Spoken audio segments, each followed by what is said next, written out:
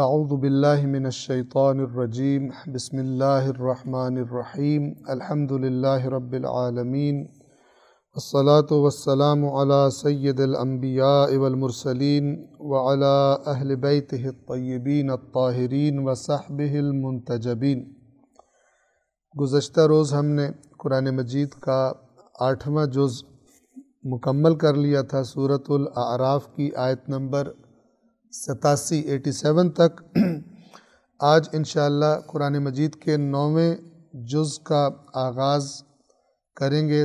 पहले सूरतुल अअराफ की आयत नंबर 88 से लेकर 120 नंबर आयत तक हम तिलावत करेंगे और उसके बाद तर्जुमा और वज़ाहत आपकी खिदमत में अर्ज़ करेंगे।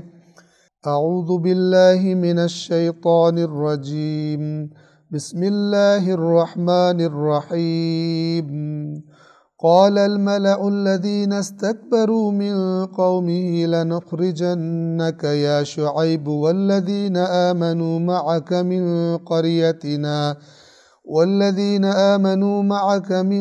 क़रयतिना औ लतऊदुन्न फ़ी मिल्लतिना क़ाल अवलौ कुन्ना कारिहीन क़द इफ़्तरयना अलल्लाहि कज़िबन इन उदना फ़ी मिल्लतिकुम बअद इज़ नज्जाना अल्लाहु मिन्हा वमा यकूनु लना अन नऊद फ़ीहा इल्ला अन यशाअ अल्लाहु रब्बुना वसिअ रब्बुना कुल्ल शैइन इल्मा अलल्लाहि तवक्कलना रब्बना इफ्तह बैनना व बैन कौमिना बिलहक़्क़ि व अन्त खैरुल फ़ातिहीन। वक़ालल मलउल्लज़ीना कफ़रू मिन क़ौमिही लइन इत्तबअतुम शुअय्बन इन्नकुम इज़न लख़ासिरून फ़अख़ज़तहुमुर रजफ़तु फ़अस्बहू फ़ी दारिहिम जाथिमीन।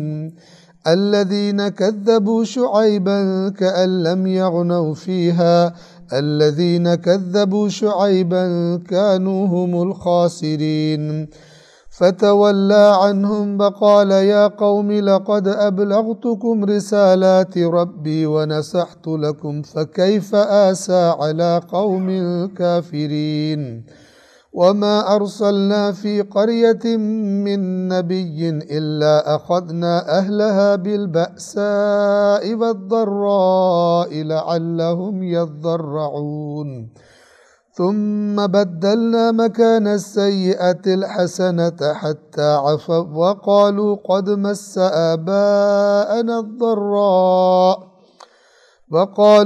مس آباءنا الضراء والسراء فأخذناهم بغتة وهم لا يشعرون ولو أن أهل القرى آمنوا واتقوا لفتحنا عليهم بركات من السماء والأرض ولكن كذبوا فأخذناهم بما كانوا يكسبون أفأمن أهل القرى أن يأتيهم بأسنا بياتا وهم نائمون أو أمن أهل القرى أن يأتيهم بأسنا ضحى وهم يلعبون أفأمنوا مكر الله فلا يأمن مكر الله إلا القوم الخاسرون أولم يهد للذين يرثون الأرض من بعد أهلها أن لو نشاء لأصبناهم بذنوبهم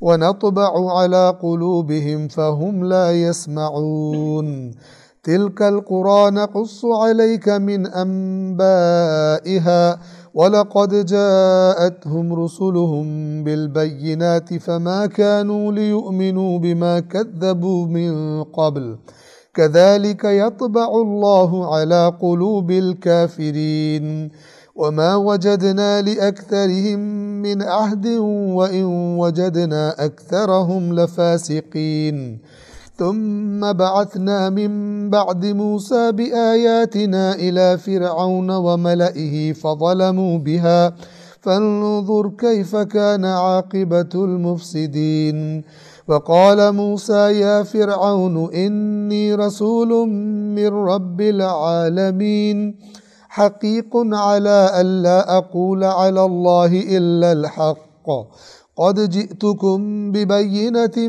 من ربكم فأرسل معي بني إسرائيل قال إن كنت جئت بآية فأت بها إن كنت من الصادقين فألقى عصاه فإذا هي ثعبان مبين ونزع يده فإذا هي بيضاء للناظرين قال الملأ من قوم فرعون إن هذا لساحر عليم يريد أن يخرجكم من أرضكم فماذا تأمرون قالوا أرجه وأخاه وأرسل في المدائن حاشرين يأتوك بكل ساحر عليم وجاء السحرة فرعون قالوا إن لنا لأجرا إن كنا نحن الغالبين قال نعم وإنكم لمن المقربين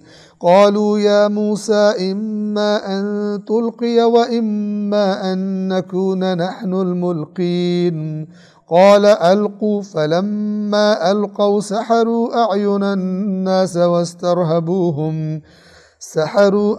الناس واسترهبوهم وجاءوا بسحر عظيم وأوحينا إلى موسى أن ألق عصاك فإذا هي تلقف ما يأفكون فوقع الحق وبطل ما كانوا يعملون فغلبوا هنالك وانقلبوا صاغرين وألقي السحرة ساجدين۔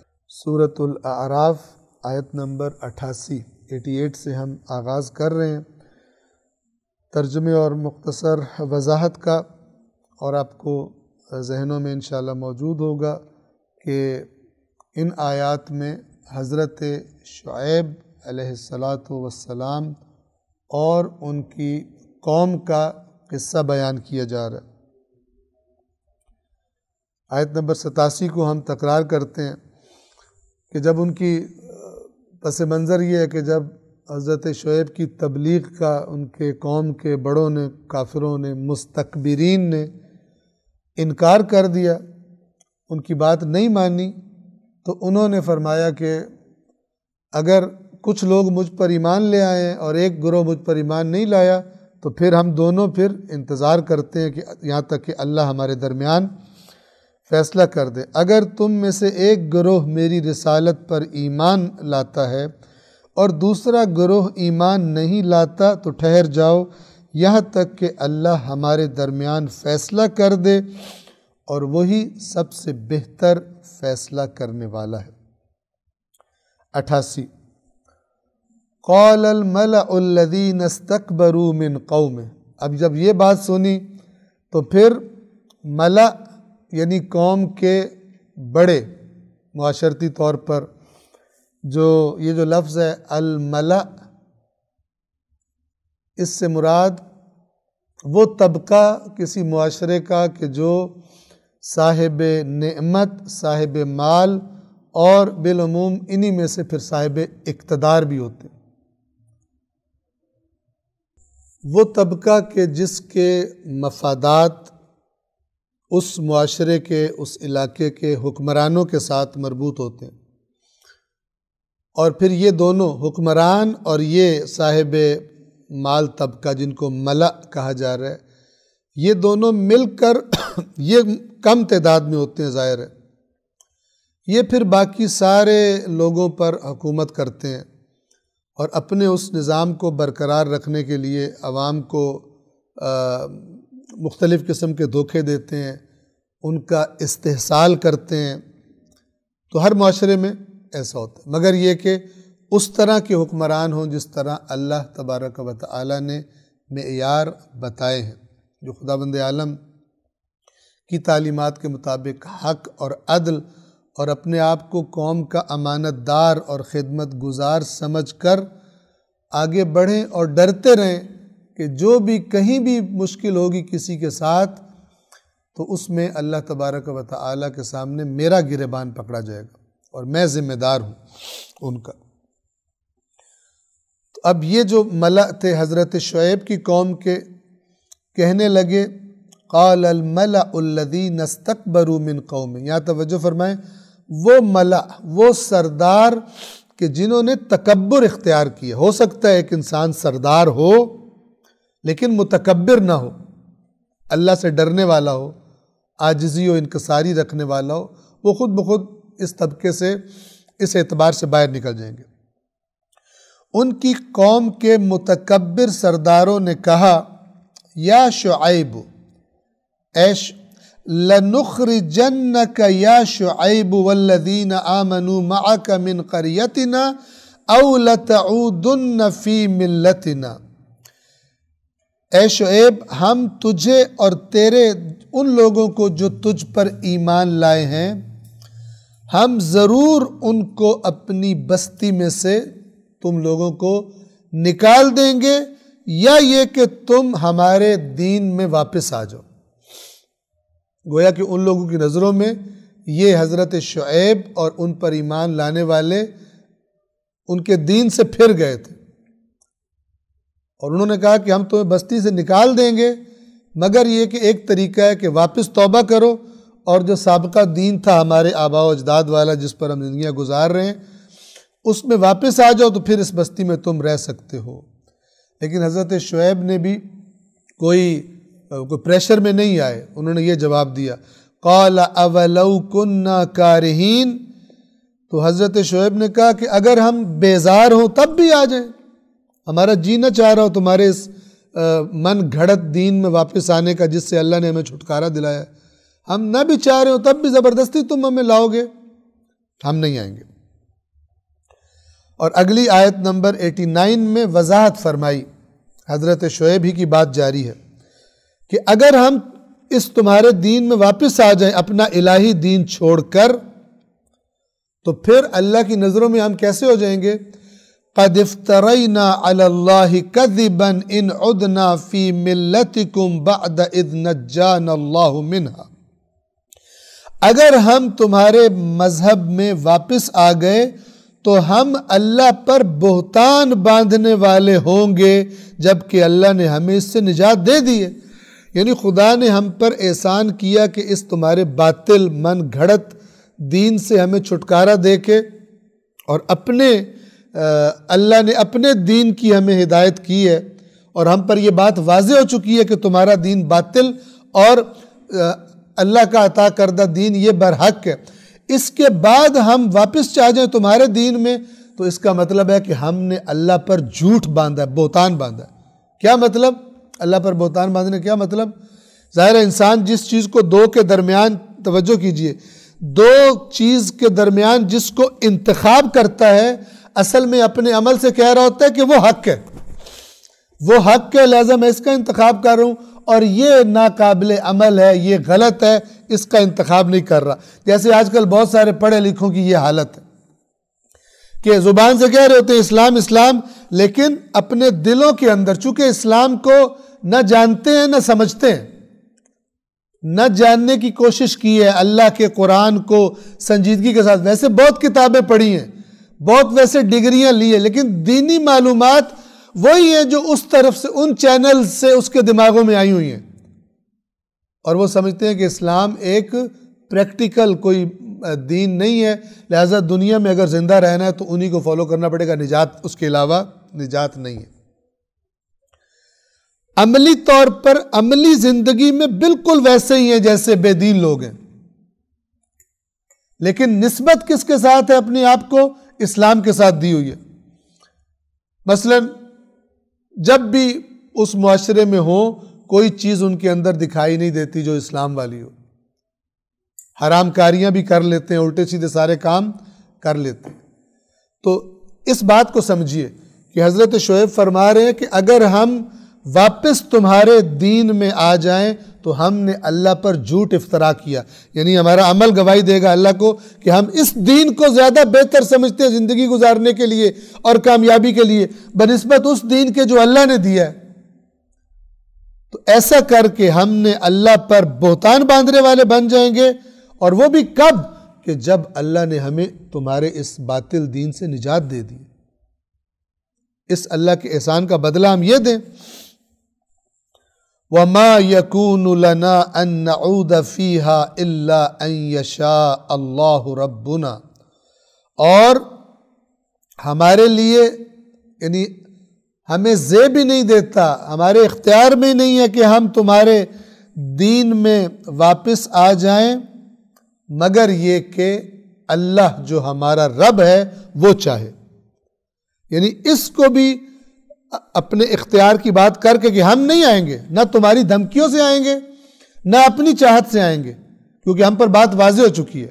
ہاں ایک طریقہ ہے کہ ہمارا اللہ چاہے اور وہ کچھ کرنا چاہے تو وہ کر سکتا ہے، اس کے سوا کوئی صورت نہیں ہے کہ ہم تمہارے دین میں واپس آ جائیں۔ یہ اس قسم کی آیات میں جب اینڈ میں آتا ہے الا ان یشاء اللہ، تو وہ اصل بات پہلے والی ہوتی ہے، لیکن اللہ کی قدرت تاکہ ذہنوں سے نہ نکل جائے، یہ لفظ لے کر اللہ کے بندے بھی آتے ہیں، اور قرآن بھی، اللہ کے انبیاء بھی اپنی ہر بات میں جو بات ان کے اختیار میں وہ کر کے بھی کہتے ہیں، مگر یہ کہ اللہ کچھ چاہے۔ جب حضرت ابراہیم کو دھمکیاں دی تھی ان کی قوم نے کہ ہمارے جو معبود ہیں وہ تجھے نقصان کر دیں گے، یہ کر دیں گے، تو انہوں نے کہا تھا کہ میں کیوں ڈروں تمہارے ان معبودوں سے جب تم اللہ سے نہیں ڈرتے؟ میں نہیں ڈروں گا اور یہ میرا کچھ نہیں کر سکتے، مگر یہ کہ میرا اللہ کچھ چاہے تو وہ مجھے نقصان پہنچا سکتا ہے، وہ کچھ کر سکتا ہے، یہ تمہارے معبود، جھوٹے معبود، یہ مجھے نقصان نہیں پہنچا سکتے۔ ان آیات سے جو انسان کو سیکھنا چاہیے کہ کسی کام کے کرنے کے بارے میں حتماً اللہ کو یاد رکھے۔ مثلا جو ہم کہتے ہیں نا انشاءاللہ، اگر اللہ نے چاہا تو، یہی ہے، قرآن نہیں سکھایا ہوا کہ اپنے آپ کو سب کچھ مت سمجھو، اگرچہ تمہیں سارے وسائل سامنے نظر آ رہے ہوں اور تمہیں یقینی ہو کہ تم یہ کام کر گزرو گے اور یہ مسئلہ تمہارا حل ہو جائے گا اور تم فلان مقام پہ پہنچ جاؤ گے۔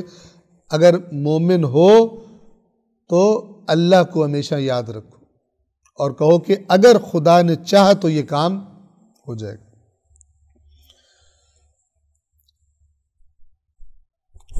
ہمارے لیے اس مذہب کی طرف پلٹنا کسی طرح ممکن نہیں مگر یہ کہ ہمارا رب اللہ چاہے۔ وَسِعَ رَبُّنَا كُلَّ شَيْءٍ عِلْمًا، ہمارے رب کا علم ہر چیز پر محیط ہے۔ یعنی ہم جو بات کر رہے ہیں، حضرت شعیب فرما رہے، دیکھیں کتنا یہ زبردست ہے اللہ کے سامنے اپنی عاجزی کا اظہار۔ حضرت شعیب فرما رہے ہیں ہم تو اپنے محدود علم کے مطابق بات کر رہے ہیں، ہم نہیں آئیں گے، جو ہمیں پتہ ہے اللہ نے ہم پہ احسان کیا ہے، ہم تمہارے دین میں واپس نہیں آئیں گے، تم نے جو کرنا کر لو، مگر یہ کہ ہمارا اللہ چاہے۔ یہ کیوں کہہ رہے ہیں؟ اس لیے کہ تمام چیزوں کے علم پر اللہ محیط ہے، کل کیا ہونے والا ہے، کیا ہو جائے، وہ محیط ہے، اور وہ اگر کچھ چاہے تو الگ بات ہے، ورنہ ہم جو جانتے سمجھتے ہیں ہم واپس نہیں آئیں گے۔ علی اللہ توکلنا، اور ہم نے اللہ ہی پر بس صرف توکل کیا ہے۔ یعنی پوری قوم دھمکیاں دے رہی ہے، سردار جو حکمران طبقہ ہے، طاقتور طبقہ ہے، وہ حضرت شعیب کو اور ان کے ساتھ ایمان لانے والی قلیل تعداد کو وہ دھمکیاں دے رہے ہیں۔ ظاہر ہے معاملہ خراب ہے، یہ پتہ نہیں کیا کیا کر دیں گے، ٹھیک ہے، جیسے ہوتا ہے بندے اٹھوا لیں، مروا دیں، قتل کروا دیں، پروپیگنڈے کروا دیں، نکال دیں، کورٹ سے آرڈر لے دیں، یہ ملک بدر کر دو، اس کو نکال دو یہاں سے۔ یہ سب یعنی پوری کی پوری دنیا ان کی خطرے میں ہے، ان کا اس شہر میں رہنا خطرے میں ہے، لیکن وہ جواب میں کیا کہہ رہے ہیں؟ علی اللہ توکل، ہمیں تمہارا کوئی ڈر نہیں ہے، اس لیے کہ ہم نے تو صرف اللہ پر توکل کر لیا، ہم اپنا جو کام ہے، جو ہماری ذمہ داری ہے وہ کر رہے ہیں، اور اس کے بعد نتیجہ کیا نکلتا ہے اللہ بہتر جانتا ہے، اس کے سپورٹ کر دیا ہم نے۔ ربنا افتح بیننا وبین قومنا بالحق، اور پھر اللہ سے دعا مانگتے ہیں اے ہمارے پروردگار، ہمارے اور ہماری قوم کے درمیان برحق فیصلہ کر دے۔ وَأَنْتَ خَيْرُ الْفَاتِحِينَ، اور تو بہترین فیصلہ کرنے والا ہے۔ لفظ ہے افتح، کھول دے، فتح کرنا یعنی کھولنا، جس کو ہم فتح بولتے ہیں، فاتحین کھولنے والے۔ کیونکہ جب کوئی مسئلہ ہوتا ہے، کوئی جھگڑا ہوتا ہے، تو گویا کہ بات سمجھ نہیں آ رہی ہوتی، چیزیں آپس میں مکس اپ ہوتی ہیں، تو فیصلہ کرنے والا گویا اس کو کھول دیتا ہے اور واضح کر دیتا ہے کہ یہ حق ہے اور یہ باطل ہے۔ اس لیے فیصلہ کرنے والے کو بھی اس معنی کی مناسبت سے فاتح کا لفظ اس کے لیے بھی استعمال کیا جاتا ہے کہ اے ہمارے پروردگار، ہمارے اور ہماری قوم کے درمیان برحق فیصلہ کر اور تو بہترین فیصلہ کرنے والا ہے۔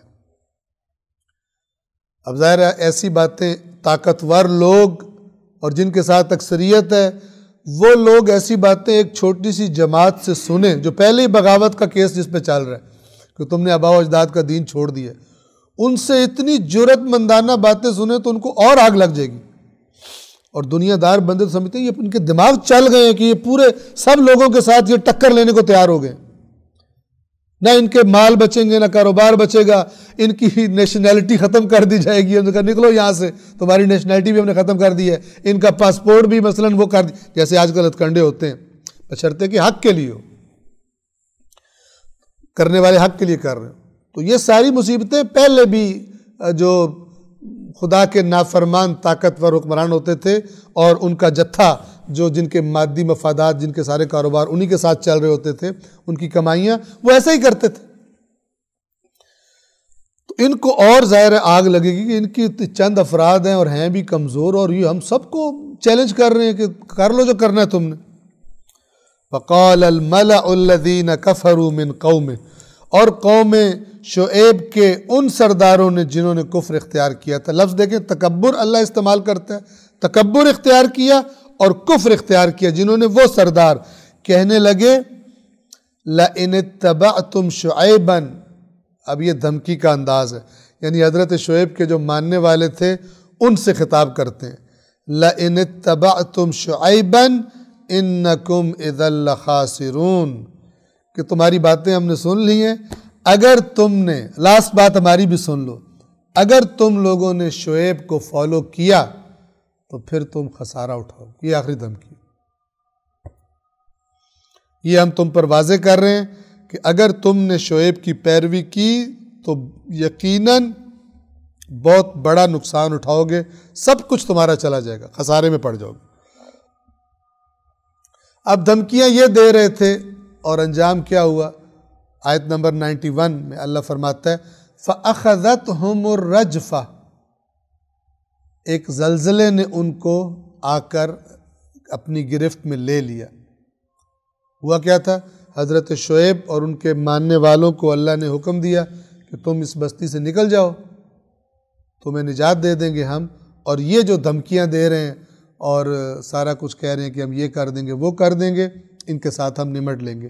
فَأَخَذَتْهُمُ الرَّجْفَةُ، چنانچہ زلزلے نے انہیں آ لیا، فَأَصْبَحُوا فِي دَارِهِمْ جَاثِمِينَ، اور وہ اپنے گھروں میں اوندھے پڑے رہ گئے، یعنی سیدھے ہونے کی مہلت نہ ملی، الٹ کر وہاں پر پڑے رہ گئے۔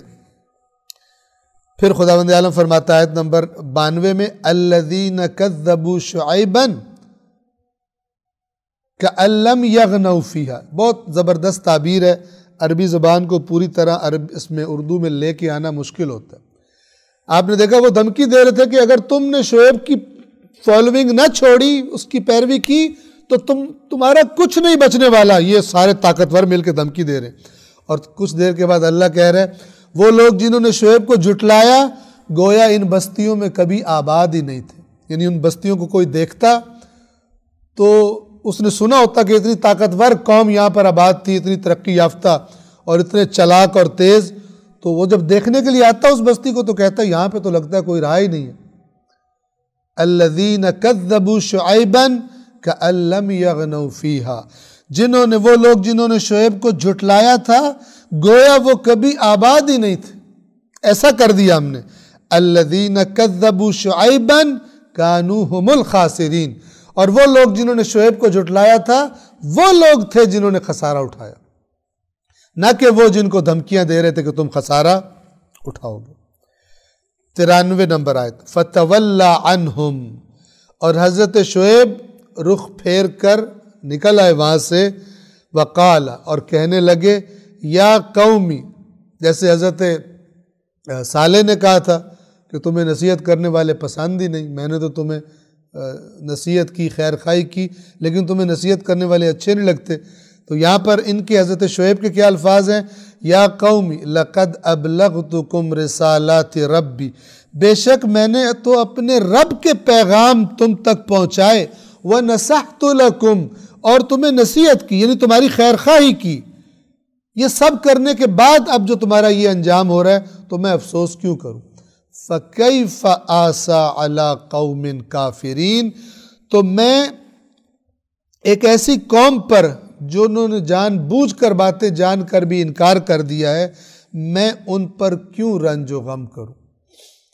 یعنی ظاہر بات ہے ایک نیچرل اداسی تو تھی، بالآخر اسی قوم کا حصہ تھے اور وہ ساری تباہ ہو گئی، لیکن کہہ رہے ہیں کہ میں اب کس بات کا افسوس کروں تم پر؟ تمہیں میں نے ساری تصویر دکھا دی تھی، لیکن تم اپنے تکبر میں اور اپنے کفر میں اور اپنی بے ایمانیوں میں اتنے مست تھے، اپنے سے زیادہ کسی کو سمجھدار نہیں سمجھتے تھے۔ اب جو نتیجہ یہ نکلا ہے جو میں تمہیں بتا چکا تھا، اب میں کس پر افسوس کروں؟ کیونکہ ساری باتیں تم پر کلیئر تھی۔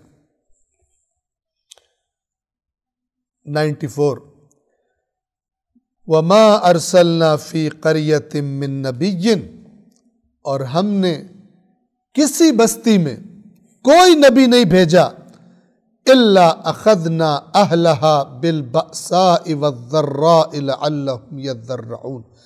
یہ اس آیت میں اور اس سے اگلی آیت جو 95 ہے، 94 اور 95، اس کو توجہ فرمائیں۔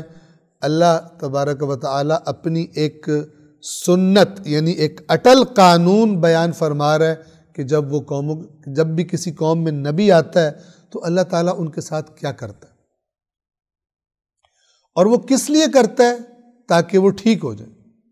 اور وہ قانون یہ ہے، آیت میں بعد میں پڑھتا ہوں، خلاصہ یہ ہے کہ خداوند عالم جب نبی بھیجتا ہے تو اس قوم کو پھر آزمائشوں میں ڈالتا ہے، سختیاں کرتا ہے ان پر۔ یہ سختیاں کس لیے ہوتی ہیں؟ تاکہ وہ جو ان کے ذہنوں میں غرور اور تکبر ہے کہ ہم جیسا کوئی نہیں، وہ تکبر کا بت ٹوٹے اور وہ کچھ توجہ کرے۔ جیسے ہوتا ہے نا، بندے کے پاس بہت خوشحالی میں جب ہو تو اس کو خدا بھولا ہوتا ہے، اور جب کوئی سختی آ جائے، بیماری آ جائے، کوئی نقصان ہو جائے تو پھر اس کو اللہ یاد آتا ہے، اس کو لگتا ہے کہ اسی بارگاہ سے میرا مسئلہ حل ہوگا، ورنہ میرے جو اختیار تھا، میں جو سمجھ رہا تھا میں سب کچھ ہوں، تو وہ تو میرے ساتھ یہ نقصان ہو گیا، میرا یہ بیماری آ گئی۔ تو خداوند عالم مصیبتیں بھیجتا ہے، سختیاں، تاکہ ان کا تکبر ٹوٹے اور وہ اللہ کی طرف آئیں۔ لیکن یہ آزمائشیں اور سختیاں کرنے کے بعد بھی اگر وہ لوگ نہ مانیں تو پھر ایک بہت خطرناک کام ہوتا ہے ان کے ساتھ، اور وہ خطرناک کام یہ ہوتا ہے کہ اللہ تبارک و تعالیٰ ان پر اور دنیا کے دروازے کھول دیتے ہیں۔ اب خوب مست ہو جاؤ اس میں، اقتصادی اعتبار سے، ہر اعتبار سے ان کی گویا کہ لگام ڈھیلی کر دی جاتی ہے۔ یہ کیوں ہوا؟ اللہ کے نبی کے پیغام کو نہیں مانا، پھر خدا نے سختیوں میں ڈالا تاکہ ٹوٹے تکبر اور اپنی اوقات میں آئیں اور توجہ کریں اس طرف، پھر بھی نہیں کیا، تو اب خداوند عالم کہتا ہے کہ اب تم آزاد ہو اور ان پہ دروازے کھول دو، اس دنیا میں جتنی سرکشی کرنی ہے کرو۔ اور یہ جو آپ دیکھتے ہیں دنیا میں سرکشی کرتے ہوئے خدا کے نافرمان، یہ اسی فارمولے کے اندر ہے کہ یہ ان کی لگامیں اللہ نے ڈھیلی چھوڑی ہوئی ہیں۔ لوٹ گئے، مثلا قوم کے غریبوں کا مال کھا گئے، جو ٹیکس جمع ہوتا ہے وہ لوٹ کے کھا گئے کرپشن میں، چاہے سرکاری افسر ہوں، چاہے سیاستدان ہوں، چاہے جو بھی طبقہ ہو جس کے پاس قوم کا پیسہ جاتا ہے اور وہ اپنے باپ کا مال سمجھ کے اس کو ہڑپ کر جاتے ہیں، جتنا بھی ان کا ہاتھ پڑ جائے، یہ سارا وہ طبقہ ہے کہ جن کو نہ رسول اللہ کا لایا ہوا قرآن سمجھ آیا، نہ ان کی نصیحت سمجھ آئی، اور یہ لوٹنے پہ لگے ہوئے ہیں۔ یہ وہ ہے کہ جن کو اب خدا نے آزاد چھوڑ دیا ہے کہ تم کرو، پھر دیکھو کہ میں تمہارے ساتھ اکٹھا کیا کروں۔ اور یہ کس لیے، یہ اگر انسان کے ذہن میں سوال آئے کہ کیوں ان کو زیادہ کیوں دروازے کھول دیے ان پر، یہ بات اس کا سبب بہت خطرناک ہے، اور وہ یہ ہے کہ جس کو زیادہ، جسے کہتے ہیں نا، پلا دی جائے اس کا نشہ نہیں ٹوٹتا، ٹھیک ہے؟ وہ اور زیادہ نشے میں دھت ہو کر خرابیاں کرتا ہے۔ تو خداوند عالم انہیں دنیا کی نعمتوں کا نشہ اور چاہتا ہے چڑھ جائے تاکہ یہ نہ آئے واپس۔ یہ جو خداوند عالم کی ان پر غضب ہے، جس کی وجہ سے خدا ان کے ساتھ یہ کرتا ہے کہ یہ واپس ہی نہ آئے، اس کا سبب ان کا اپنا ٹھکرا دینا ہے اللہ کی طرف سے آنے والے دین اور نصیحت اور نبی کے خبردار کرنے کو۔ یہ سنت ہے اللہ، یعنی سنت پروردگار۔ سنت پروردگار قرآن کسے کہتا ہے؟ کہ جس کی صفت خود بیان کرتا ہے کہ اے رسول تو کبھی اللہ کی سنت میں تبدیلی نہیں پائے گا۔ خداوند عالم کے یہ قانون قوموں کے بارے میں اٹل ہے، تبدیلی نہیں ہوگی، اور ہمارے بارے میں بھی وہی قانون ہے۔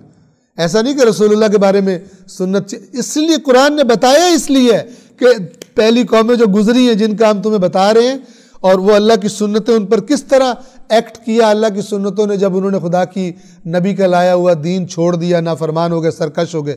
یاد رکھیے اس بات کو کہ یہودیوں نے یہ نہیں کہا تھا ہم نے موسیٰ کو ماننا چھوڑ دیا ہے، ہم تورات کو نہیں مانتے، قطعاً نہیں کہتے تھے، ساری اپنی 2 نمبریاں اسی کھاتے میں ڈالتے تھے کہ ہمارے جو غلط عقائد و بنا لیے تھے۔ حضرت عیسیٰ کی قوم نے کبھی نہیں کہا کہ ہم نے عیسیٰ کو ماننا چھوڑ دیا ہے اور ہم انجیل کو نہیں مانتے، انہی کو مانتے ہیں، لیکن اللہ وہ ماننا قبول نہیں کرتا۔ یہ بات سمجھ، قرآن یہ بات سمجھاتا ہے جب تک کہ اس نبی کا لایا ہوا آئین، اس کی اقدار، اس کے ڈوز اینڈ ڈونٹس، کیا کرنا ہے کیا نہیں کرنا، جسے قرآن تقویٰ کہتا ہے، جب تک انسان وہ نہیں کرتا، اللہ کی بارگاہ میں ان بنی اسرائیل کو اور مسیح ڈانٹا کس لیے ہوا ہے، کس لیے عذاب کی دھمکیاں دی ہوئی ہیں؟ انہوں نے کچھ چھوڑی تو نہیں تھی مسیحیت، یعنی اپنے آپ کو مسیحی کہنا چھوڑا تو نہیں تھا، اپنے آپ کو بنی اسرائیل موسیٰ والے کہنا چھوڑا تو نہیں تھا، ہرگز نہیں چھوڑا تھا۔ جو موسیٰ آئین لے کر آئے تھے اس آئین سے پھر گئے تھے، جو حضرت عیسیٰ آئین لے کر آئے تھے اس آئین سے پھر گئے تھے، کرپٹ ہو گئے تھے۔ اور آج مسلمان بھی جو رسول اللہ آئین لے کر آئے تھے، آپ دیکھ لیں کیا حالت ہے، اپنے پاکستان کے معاشرے میں کرپشن کی حالت دیکھ لیں، اس آئین سے پھر گئے۔ قرآن مجید جو شعور دیتا ہے انسان کو، جو بصیرت دیتا ہے، یا جسے کہیں نور دیتا ہے، روشنی کرتا ہے کہ اس روشنی میں دیکھو کہ دنیا اور معاشرہ تمہارا کہاں کھڑا ہے، اس میں پھر انسان کو دکھائی دیتا ہے کہ یہ تو پچھلی قومیں بھی حضرت موسیٰ اور عیسیٰ کے نعرے مارتی رہی، اور قرآن نے ان کو کتنا برا بھلا کہا ہوا ہے، اور کہا ہوا ہے کہ یہ تمہارے اس قسم کی چیزیں کام نہیں آئیں گی۔ آج وہی کام مسلمان بھی کر رہے ہیں، ناموں پر زور ہے، میرا یہ مسلک، میرا فلان مسلک، رسومات پہ زور ہے، لیکن اللہ کی اطاعت پر زور نہیں ہے۔ بلکہ بعض ایسے بے ایمان ہیں، پیسے کھاتے ہیں اور تقریریں کرتے ہیں کہ اللہ کے احکامات کو ہلکا بنا کے پیش کرتے ہیں۔ اللہ کے جو احکام ہیں واضح، جن کے بارے میں خداوند عالم نے قرآن میں بھرمار کی ہوئی تکرار کی، ان کا مذاق بناتے ہیں اور عوام کے ذہنوں میں ان کو ہلکا بنا کے پیش کرتے ہیں، جیسے یہ بڑی ان امپورٹنٹ چیزیں ہیں۔ ٹھیک ہے، وہ یہ کہہ رہا ہوتا ہے قیامت کے دن میں تمہیں بتاؤں گا، نماز کو پتہ نہیں لنگڑاتی پھر رہی ہوگی، حج کو پولیو ہوا ہوگا، فلانی عبادت کو، یہ اس قسم کی خناسی کر کے پیسے بھی جیب میں ڈالتے ہیں، اللہ کی آیات کا مذاق اڑاتے ہیں، اللہ کی حدود کو، اور پھر لوگ جو یہ باتیں سن کے ان کو کیا ضرورت ہے، ان کو کیا ضرورت ہے زحمت کرنے کے دن میں 5 دفعہ اٹھ کے وہ نماز پڑھیں، اپنے واجبات ادا کریں، جو کرو کھاؤ پیو، کسی کی ضرورت نہیں ہے، موجے کرو، بری محفلوں میں جاؤ، صرف تم نے یہ رسم ادا کرنی ہے، تمہاری جنت پکی ہے۔ اس قسم کے کرپٹ لوگوں نے لوگ قیامت کے دن اس قسم کی باتوں پہ چلنے والے لوگ اللہ کے بارگاہ میں کیا کریں گے؟ کوئی جواب نہیں ان کے پاس۔ خدا کہے گا میری کتاب تمہارے پاس موجود تھی، تمہارے رسول نے فرمایا تھا میں قرآن چھوڑ کے جا رہا ہوں، اہل بیت چھوڑ کے جا رہا ہوں، تم نے قرآن مجید میں سے کیوں نہیں دیکھا کہ دین کیا ہوتا ہے؟ اللہ تعالیٰ فرماتا ہے یہ ہم نے اس لیے انبیاء بھیجے اور کتابیں نازل کی تاکہ کسی کے پاس کوئی حجت نہ رہ جائے کہ قیامت کے دن اللہ سے کہے کہ یہ ہو گیا تھا تو وہ ہو گیا تھا۔ یہ سب باتیں پچھلی قوموں کی کرپشنز کیوں وہ خراب ہوئی؟ اللہ نے غلط لوگ دین بتانے والے انہوں نے کیا کیا، کیا خیانت کی، سب اللہ نے بار بار قرآن مجید میں بتایا ہوا ہے۔ لیکن اس کے باوجود آپ دیکھ لیں کہ یہ کتاب معاشرے سے عملی طور پر، یعنی انسان اس سے دین سیکھیں، غائب ہے۔ اور اتنے بڑے بڑے جاہل وجود میں آ گئے ہیں جو اپنے آپ کو عالم کہتے ہیں اور پبلک کی، عوام کی حوصلہ شکنی کرتے ہیں قرآن پڑھنے سے۔ کہتے ہیں قرآن کو نہیں اکیلے پڑھنا ورنہ گمراہ ہو جاؤ گے۔ کیوں کہتے ہیں؟ اس لیے کہ جو مسلکی کھچڑیاں پکائی ہوئی ہیں، جو نظریات جو قرآن جن کی تائید نہیں کرتا وہ بنائے ہوئے اور اندھا دھند بزرگ پرستی کر رہے ہیں اور آیات قرآن کو توڑتے موڑتے ہیں، انہیں پتہ ہے کہ جب ایک سادہ ذہن کا بندہ ایک جس کی برین واشنگ نہیں کی گئی بار بار تلقین کر کے، اس کو جب یہ آیات پڑھے گا وہ اعتراض کرے گا تو پھر ہم کیا کریں گے؟ لہذا پبلک کو رکھو ہی قرآن سے دور، اتنا ڈرا دو، ہاں اس کے چومنے کا ثواب، اس کو دیکھنے کا ثواب، اس کے تویز بنانے کا ثواب، اس کے فلان کرنے کا ثواب، اس سے جناب کولیسٹرول کم کرنے کے لیے سورہ رحمان سننا، یہ سب کچھ سکھاؤ، لیکن وہ کام نہ کرنے دو جس کے لیے اللہ نے قرآن نازل کیا۔ عقل کہاں گئی ہوئی؟ اللہ کو نہیں پتا تھا کہ یہ قرآن اکیلا کوئی پڑھے گا تو گمراہ ہو جائے گا، اللہ کو سب پتا تھا، اور اللہ کو یہ بھی پتا تھا کہ پچھلی قوموں نے اپنی کتابوں کے ساتھ کیا کیا اور یہ مسلمان کیا کرنے۔ اللہ نے اتمام حجت کر دیا، جو پڑھے گا اس پر کھل جائے گا، جو پڑھے ہی نہ موجیں کرے۔ اب یہ آیت نمبر 94 اور 95 اس سنت خدا کا بیان، اللہ تعالیٰ فرما رہا ہے وَمَا أَرْسَلْنَا فِي قَرْيَةٍ مِّن نَبِيٍّ، اور ہم نے جس بستی میں بھی نبی بھیجا إِلَّا أَخَذْنَا أَهْلَهَا بِالْبَأْسَاءِ وَالضَّرَّاءِ، تو وہاں پر رہنے والوں کو آزمایا، کس کے ذریعے؟ بالبأساء والضراء، دونوں سختی اور مصیبت کے معنی میں ہے، لیکن بأساء کے بارے میں کہا جاتا ہے کہ اس سے مراد وہ سختی ہیں جو انسان کے بدن کو برداشت کرنی پڑتی ہیں، بدن پہ مصیبت ہے، بدن کو زخم لگے، جیسے جنگیں وغیرہ ہیں یا مثلا بیماریاں وغیرہ ہیں، اور الضراء مالی نقصانات، کاروبار میں نقصان ہو جائے، فلان ہو جائے، قحط پڑ جائے، مثال کے طور پہ ایسی چیزیں۔ تو اللہ نے جب نبی بھیجا تو ساتھ یہ بھی کیا۔ یہاں پر ایک اور بات بھی سن لیں، کوئی بندہ بہت ہی بے ایمانیاں کرتا اچانک ہوا دیندار، ہو گیا بیمار، کہتا یہ کیسا دین ہے، پہلے نہ میں بیمار ہوتا تھا نہ میں کچھ ہوتا تھا، کلمہ پڑھا ہے ساتھ ہی بسترے پہ لیٹ گیا، خدا حافظ دین صاحب، ہمیں نہیں چاہیے، ہم اس کفر میں ہی اچھے۔ اس کا دین کیا ہے؟ یعنی عقلی اور شعوری نہیں ہے، اس کا دین ہے فائدے نقصان کو دیکھنے والا۔ یہ آیا کسی وجہ سے حادثاتی طور پر، لہذا روایات میں ہے، ائمہ ہمارے کا فرمان اصول کافی کے مقدمے میں ہے، جو بغیر علم کے یعنی علم کی بنیاد پر جو دین میں داخل نہیں ہوا وہ اسی بنیاد پہ نکل بھی جاتا ہے۔ جو علم یعنی آگاہی اور شعور کی بنیاد پہ دین کو اپناتا ہے، پھر وہ کیسے ہٹے؟ اس نے ہٹنا ہوتا تو وہ اپناتا ہی نہ اس کو، اس نے تو دیکھا اپنے عقل شعور سے اور اس کے بعد کہا کہ یہ دین میرے لیے بہترین ہے ان سب میں سے۔ جو حضرت شعیب کہہ رہے تھے کہ ہمیں اللہ نے نجات دے دی ہے تمہارے اس خرافاتی دین سے، اور تم کہہ رہے ہو دھمکی لگا کے کہ پھر ہم آ جائیں۔ اب جو کمزور ایمان والا وہ کیا کہے گا؟ بھئی میں تو کاروبار میرا سارا یہ لوٹ لیں گے اور یہاں سے نکال دیں گے، میری سارے ریلیٹیوز یہاں رہتے ہیں تو میں تو واپس جا رہا ہوں۔ رسول اللہ کے زمانے میں بعض لوگ مسلمان ہونے کے بعد واپس چلے گئے تھے، لیکن جو عقل اور شعور سے آیا وہ ایسا کام نہیں کرتا۔ تو جیسے ہی نبی بھیجا تو ہم نے انہیں تنگی اور سختیوں میں آزمایا۔ اب برے لوگ آپ کے خیال میں کیا کہتے ہوں گے؟ جب سے یہ آیا منوس ہمارا سارا بیڑا غرق کر دیا۔ قرآن مجید نے بتایا، وہ سورہ یاسین آپ پڑھتے ہیں، اس میں کیا فرمایا ہوا کہ انہوں نے کہا کہ اِنَّا تَطَيَّرْنَا بِكُمْ، ہم نے فعال نکالی ہے، اور فعال میں آیا تو اللہ کے نبیوں سے کہہ رہے ہیں ہم نے فعال نکالی ہے، اور فعال میں یہ آیا کہ تم منوس ہو، اللہ کے نبیوں سے کہہ رہے ہیں تم منوس ہو، جب سے تم آئے ہو ہمارا تم نے سارا کام خراب کر دیا۔ اور لَإِن لَمْ تَنْتَهُوا لَنَرْجُمَنَّكُمْ، اور اگر تم باز نہ آئے گی حرکتیں کرنے سے جو ہماری بستی میں کر رہے ہو، ہم تمہیں پتھروں سنگسار کر دیں گے۔ یہ اللہ کے نبیوں سے کہہ رہے ہیں۔ اس ہمارے معاشرے میں، کسی بھی معاشرے میں جہاں کرپشن ہے، وہاں جو بھی آواز بلند کرے گا اس کو ایسی باتیں سننے کو ملیں گی، کیونکہ اگر وہ کامیاب ہو جائے، اگر وہ کامیاب ہو آگے آ جائے تو یہ بے ایمان کہاں جائیں گے؟ ان سے نکالنا پڑے گا ان کو واپس پیسہ، اتنا پیسہ کھایا ہوا ہے اور اتنے بندوبست کیے ہوئے ہیں، اتنے وکیل خریدے ہوئے ہیں، اتنے جج باز نے خریدے ہوئے ہیں، پتہ نہیں بلکہ بعض خود نوکریاں دی ہوئی ہیں اپنی حکومتوں کے زمانے میں، تو انہوں نے بھی تو نمک حلالی کرنی ہے، تو یہ اتنا آسان کام نہیں ہوتا۔ لہٰذا آپ دیکھیں کہ انبیاء کو لوگ ویلکم نہیں کرتے تھے۔ اللہ تعالیٰ فرما رہا ہے وَمَا أَرْسَلْنَا فِي قَرْيَةٍ مِّن نَبِيٍّ إِلَّا كَانُوا بِهِ يَسْتَهْزِئُونَ، جو بھی ہم نبی بھیجتے تھے اس کا ٹھٹھا کرتے تھے، مذاق اڑاتے تھے۔ مذاق اڑانا ایک پروپیگنڈے کی شکل ہوتی ہے کہ اس کا مذاق بنا دو، کوئی اس کی بات کو لفٹ نہ کرے، یہ تو جوکر ہے، یہ تو دیوانہ ہے، یہ تو مجنون ہے، یہ تو جادوگر ہے، یہ تو شاعر ہے. اتنا مذاق بناؤ اس کی باتوں کا، لطیفے بنا دو اس کے کہ پبلک ہنسے اور وہ اس کو اسی طرح ایک جوک کی طرح ہی لے، اس کی باتوں کو نہ کر سکے.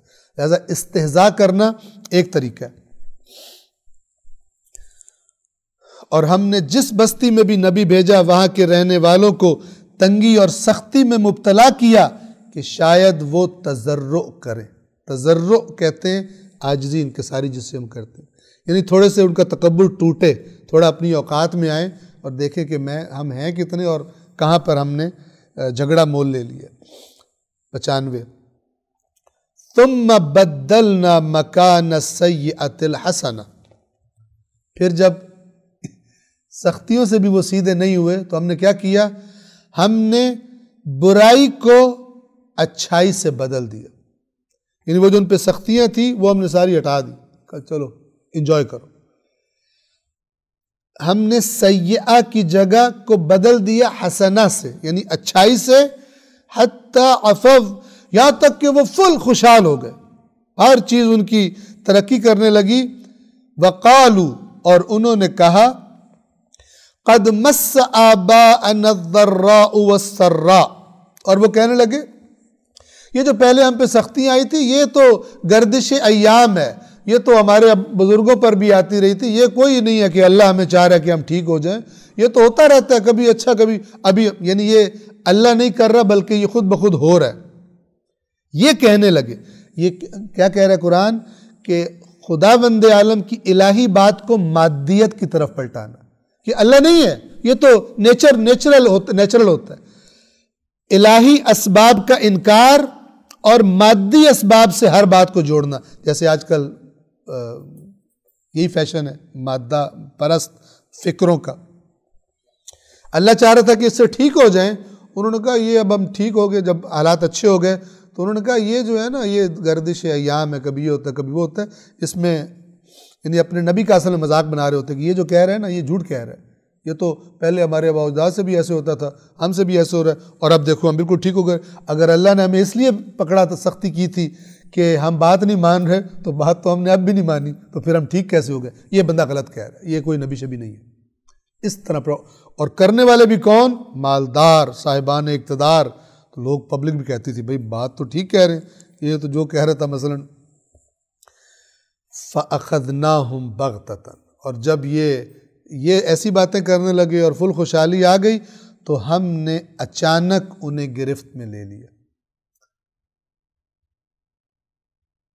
وَهُمْ لَا يَشْعُرُونَ، اور ان کو اس بات کا پتہ ہی نہیں چلا، ان کو شعور ہی نہیں تھا کہ ہمارے ساتھ ہو کیا گیا، ہمارے ساتھ ہونے کیا والا. جب وہ اپنی ساری سرکشیاں کر رہے تھے ان کو یہ شعور ہی نہیں تھا کہ ہمارے ساتھ جب گرفت میں آئے تو گویا ان کو پتہ ہی نہیں چلا، اتنی سوچنے سمجھنے کی مہلت ہی نہیں ملی، اور اللہ نے ان کو اپنی گرفت میں اچانک لے لیا، اور ساری جو باتیں کرتے تھے دھری کی دھری رہ گئی، اور سارے مال اور سب کچھ چھوڑ کے چلے گئے. 96 وَلَوْ أَنَّ أَهْلَ الْقُرَىٰ، اب یہ اللہ کا وعدہ ہے. اور اگر اہل القرا، قرا قریہ کی جمع، قریہ کہتے ہیں بستی کو، شہر بھی مراد ہوتا ہے، گاؤں بھی مراد، جب جہاں بھی لوگ آباد ہو. اگر بستیوں والے اگر آمنو ایمان لے آتے، واتقوا ایمان کے ساتھ کیا تقاضا ہے؟ تقوی اختیار کرتے. یعنی جو خدا نے کہا، اللہ نے کہا تھا کرو کرتے، جو کہا تھا نہیں کرو نہ کرتے، تو ہم کیا کرتے؟ لَفَتَحْنَا عَلَيْهِمْ بَرَكَاتٍ مِّنَ السَّمَاءِ وَالْأَرْضِ، تو ہم آسمان یعنی بلندی اور پستی سے، اوپر نیچے سے، آسمان اور زمین سے برکتوں کے دروازے ان پر کھول دیتے. یعنی ایسا نہیں ہے کہ لوگ سمجھتے ہیں کہ دین ہو تو کسی کے ہاتھ پلے کچھ نہیں آئے گا. نہیں،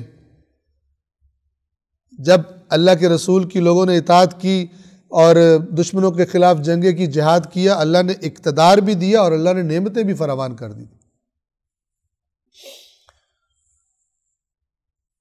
تو ہم ان پر آسمانوں اور زمین کی برکتوں کے دروازے کھول دیتے. وَلَٰكِن كَذَّبُوا، لیکن انہوں نے جھٹلا دیا.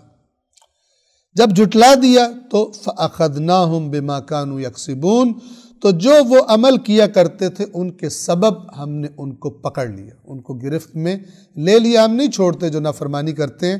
وہ خوشحالی چاہتے تھے، مال زیادہ چاہتے تھے، اگر وہ ہماری اطاعت کرتے تو یہ تو چند لوگ، دیکھیں دنیا میں آج ایک گنتی کے لوگ ہیں جنہوں نے دنیا کی دولت پہ قبضہ کیا ہوا۔ خدا کیا وعدہ کرتا ہے کہ اگر میرے دین کو نافذ کرو گے، دین وہ نہیں جو شکل ہم نے دکھائی ہوئی دنیا کو، ایک دوسرے کی گردنیں کاٹ رہے ہیں اور ایک دوسرے کی تکلیف پر خوش ہوتے ہیں، ناچتے ہیں کہ شکر ہے ان کے ساتھ یہ ہوا ہے، وہ دین نہیں، وہ دین نہیں ہے، وہ تو شیطان نے ہمیں لگا دیا ایسے کاموں پر۔ دین بہت اونچی چیز ہے۔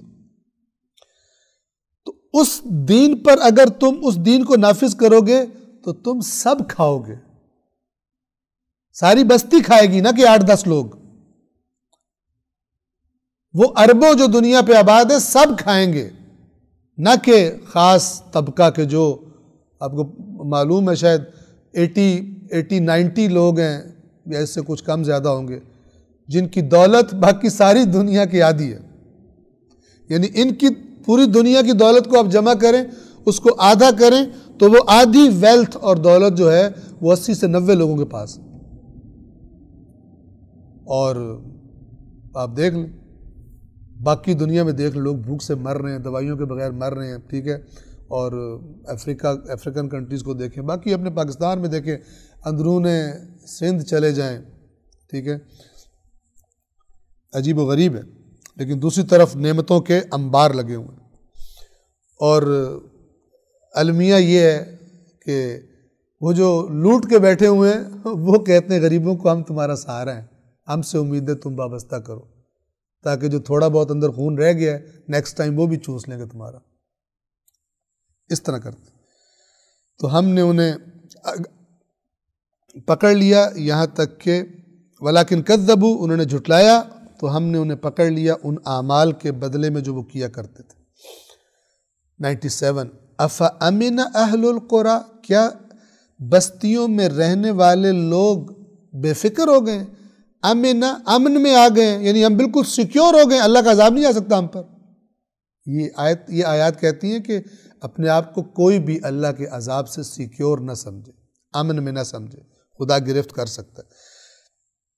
افامن اہل القری ان یاتیہم بأسنا بیاتا وہم نائمون، کیا ان بستیوں کے لوگ بے فکر ہیں کہ ان پر ہمارا عذاب رات کے وقت آئے جب وہ سو رہے ہوں، یعنی سوتے سوتے ہی، ہمارے پنجابی میں کہتے ہیں ستا ہی سہ گیا، یعنی سویا ہوا ہی سو گیا، ٹھیک ہے نا، اس کو پتہ ہی نہیں چلا، اٹھنے کی مہلت نہیں ملی، کوئی ایسا مسئلہ ہوا کہ پھر وہ جاگا ہی نہیں۔ اس بات سے امن میں آ گئے، بے فکر ہیں کہ رات کو عذاب آئے جب وہ سو رہے ہوں۔ 98 اوامن اہل القری ان یاتیہم بأسنا ضحا وہم یلعبون، یا دوسری طرف دن کے ٹائم، یعنی اللہ تعالیٰ کہہ رہے ہیں کوئی ٹائم فکس نہیں، یا کیا ان بستیوں کے لوگ بے فکر ہو گئے کہ ان پر ہمارا عذاب دن کو آ جائے جب وہ کھیل کود میں لگے ہوئے ہوں، اپنے کام کر رہے ہوں۔ یہاں کھیل کود کیوں کہا جا رہا ہے؟ نہ کہ فٹ بال کھیل رہے ہو، کرکٹ کھیل رہے ہو، چونکہ اللہ تعالیٰ کہتا ہے انما الحیات الدنیا لعب ولہو، لعب ولہو، دنیا کی زندگی، یعنی جو صرف دنیا کے لیے جی رہا ہے، خدا کو بھولا ہوا ہے، جو اللہ نے مقصد حیات بتایا ہے اس کو بھولا ہوا ہے، وہ یہ کھیل تماشا ہے جو ختم ہو جائے کچھ بھی نہیں بچے گا۔ جب ایک بندہ کھیلنے آتا ہے تو وہ کھیل اس کی پریکٹیکل لائف نہیں ہوتا، پریکٹیکل لائف ہوتی ہے جس کو چھوڑ کے فی الحال آیا ہوتا ہے کھیلنے کے لیے، کھیل کے بعد دوبارہ وہ اپنی اسے حقیقت فیس کرنی پڑتی ہے۔ تو یہ کھیل کود ہے کہ تھوڑی دیر انجوائمنٹ کے لیے، اصل میں حقیقت یہ نہیں ہے۔ 99 افامنوا مکر اللہ، کیا یہ اللہ کے، اب قرآن کا جو لفظ ہے وہ ہے مکر، اللہ کے مکر سے یہ بے فکر ہو گئے، ان کو ڈر ہی ختم ہو گیا۔ اللہ کیوں لفظ مکر استعمال، مکر ایک نیگیٹو لفظ ہے، یعنی آپ سامنے والے کو لگ رہا ہے میرے لیے اچھا سوچا جا رہا ہے، اچھی بات مجھے آفر ہو رہی ہے، جبکہ اصل میں اس کو نقصان پہنچایا جا رہا ہے، اصل میں اس کا نقصان ہونا ہے، اسے کہتے ہیں مکر۔ اللہ کیوں قرآن مجید کیوں اللہ کے لیے مکر کا لفظ استعمال کرتا ہے؟ مکر کرنے والوں کا جو اللہ جواب دیتا ہے تو وہ سمجھ رہے ہوتے ہیں ہمیں نعمتیں مل رہی ہیں، جبکہ اللہ ان کی گرفت میں اور انہیں خراب کرنے کے لیے یہ کام کر رہا ہے، جیسے پیچھے گیا کہ ہم پچھلی آیات میں گزرا کہ ہم دروازے کھول دیتے ہیں ہر چیز کے، تو وہ سمجھ رہے ہوتے ہیں کہ بڑا سا انجوائے کر رہے ہیں، جبکہ وہ اصل میں اپنی نافرمانیوں کی وجہ سے ان پر یہ دروازے کھولے گئے ہوتے ہیں تاکہ اور غرق ہو جائیں اور اچانک پھر ان کو پکڑ لیا جائے، واپس نہ آئے۔ تو یہ اللہ تعالیٰ فرما رہے ہیں، کیا یہ اللہ کے مکر سے امن میں آ گئے ہیں، اس طرح زندگی میں لگے ہوئے ہیں، اس طرح دنیا میں لگے ہوئے ہیں کہ اللہ انہیں کچھ کرے گا ہی نہیں۔ فَلَا يَأْمَنُ مَكْرَ اللَّهِ إِلَّا الْقَوْمُ الْخَاسِرُونَ، لہذا ترجمہ کرنے والے اس لفظ کو استعمال نہیں کرتے، تدبیر کا لفظ استعمال کیا مثلا انہوں نے بھی، کہ کیا یہ لوگ اللہ کی تدبیر سے خوف نہیں کرتے؟ اللہ کی تدبیر سے تو فقط وہی لوگ بے خوف ہو جاتے ہیں جو خسارے میں پڑنے والے ہوتے ہیں، ورنہ آپ دیکھیں اللہ کا نبی رسول پاک صلی اللہ علیہ وآلہ وسلم راتوں کو اٹھ کر عبادت پروردگار میں روتے بھی تھے اور کانپتے بھی تھے خوف خدا سے، باقی تو کسی کی مجال ہی نہیں ہے کیونکہ کہ میں یوں تو میں یوں کروں، روتے تھے اور کانپتے تھے، پنجوں پہ کھڑے ہو جاتے تھے ایڑیاں اٹھا کر۔ اہل بیت کی روایات میں اصول کافی کے اندر موجود ہے کہ رسول اللہ اپنی ایڑیاں اٹھا لیتے تھے، اس طرح اللہ تبارک و تعالیٰ کے سامنے دیر تک عبادت میں کھڑے رہتے تھے۔ تو جب وہ بے خوف نہیں ہے تو پھر کسی دوسرے کی تو مجال ہی نہیں ہے، لیکن یہاں پر بے خوف کیا جا رہا ہے، اور تم تو پکے جنتی ہو، اور تم تو فرشتوں کو یوں کر دو گے تو وہ کر دو گے، تو جیسے میں پہلے بھی عرض کرتا ہوں کہ منکر نکیر آئیں گے تو میں ان کو یہ کر دوں گا تو وہ کر دوں گا۔ سبحان اللہ، شاعر کے شعر لکھنے سے منکر نکیر بھاگ جائیں گے، اور شاعری سے عقائد بنانے سے منکر نکیر کو بھگا دیں گے۔ اف ہے قرآن کو چھوڑ کر اور اس قسم کی لغویات میں جو کھیل رہے ہیں، اف ہے ان پر۔ اولم یہد للذین یرثون الارض من بعد اہلہا ان لو نشاء اصبناہم بذنوبہم۔ اب دیکھیے اللہ تعالیٰ کیا فرما رہا ہے کہ یہ اتنی قومیں جو تباہ ہوئی گناہ کرنے کے بعد، ان سب حادثات، ان سب واقعات نے اب جو ان کے بعد زمین پر وارث بنے ہیں اور اب جو زمین پہ رہ رہے ہیں، ان گزشتہ چیزوں نے ان کی ہدایت نہیں کی کہ ہم ان کے گناہوں پر بھی پکڑ لیں گے ان کو جس طرح ان کو ان کے گناہوں پر پکڑا تھا۔ یہ قصے ہیں کس لیے قرآن کی داستانیں؟ تاکہ اب جو زمین پر موجود ہیں وہ عبرت لیں اور وہ حرکتیں نہ کریں جو انہوں نے کی تھی۔ جو لوگ اہل زمین کے بعد زمین کے وارث ہوئے ہیں، ٹھیک ہے، زمین کے وارث یعنی اب جو زمین پہ رہ رہے ہیں، کیا ان پر یہ بات واضح نہیں ہوئی، ان کی ہدایت نہیں ہوئی کہ اگر ہم چاہیں تو ان کے جرائم پر انہیں گرفت میں لے سکتے ہیں؟ پچھلی قومیں داستانیں تمہیں کیا بتا رہی ہیں؟ وَنَتْبَعُ، اور اگر یہ عبرتیں دیکھیں بہت خوبصورت ہے، اگر یہ ساری عبرتیں بھی تمہیں ٹھیک نہیں کرتی، تمہارے دل اتنے سخت ہیں، وَنَتْبَعُ عَلَىٰ قُلُوبِهِمْ فَهُمْ لَا يَسْمَعُونَ، تو جو ہر نصیحت ہماری ٹھکرا دیتے ہیں تو ہم بھی ان کے دلوں پر مہریں لگاتے جاتے ہیں، پھر وہ سنتے ہی نہیں، پھر ادھر ہی مست ہے۔ یہ خداوند عالم کا یہ بھی سنت ہے اس قلب کے بارے میں، اس طبیعت کے بارے میں، جو نصیحتیں نہ سنیں پھر وہ سخت ہو جاتا ہے، اور اس سختی کو اللہ کہہ رہا ہے پھر ہم ان کے قلوب پہ ان کو سیل کر دیتے ہیں، ان پہ مہریں لگا دیتے ہیں، وہ پھر سنتے ہی نہیں، جتنا بھی بات کر لو نہیں سنتے۔ 101 تِلْكَ الْقُرَىٰ نَقُصُّ عَلَيْكَ مِنْ أَنْبَائِهَا، یہ وہ بستیاں ہیں جن کے حالات ہم آپ کو سنا رہے ہیں۔ اللہ تعالیٰ رسول پاک سے فرما رہے ہیں کہ یہ وہ بستیاں ہیں جن کے حالات ہم آپ کو سنا رہے ہیں۔ وَلَقَدْ جَاءَتْهُمْ رُسُلُهُمْ بِالْبَيِّنَاتِ، اور بے شک ان کے رسول واضح دلائل لے کر ان کے پاس آئے۔ فَمَا كَانُوا لِيُؤْمِنُوا بِمَا كَذَّبُوا مِن قَبْلِ، یہ بھی بڑی پلے باندھنے والی بات ہے، ساری باتیں پلے باندھنے والی ہیں، یہ والا جو جملہ ہے یہ ذرا توجہ فرما لیں۔ فَمَا كَانُوا لِيُؤْمِنُوا بِمَا كَذَّبُوا مِن قَبْلِ، کیا معنی ہے اس کا؟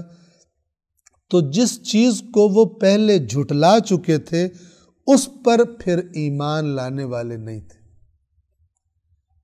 میں، آپ، ہم سب، ایک تو اللہ کہتا ہے ایمان بھی لاؤ تو شعور سے دیکھو پہلے چیز، پھر اس کو اپنے ایمان میں شامل کرو کہ یہ چیز ایسی ہے، اور ایک ہے کہ انکار کرنے سے پہلے بھی ذرا اچھی طرح تجزیہ تحلیل کر لو۔ کیوں؟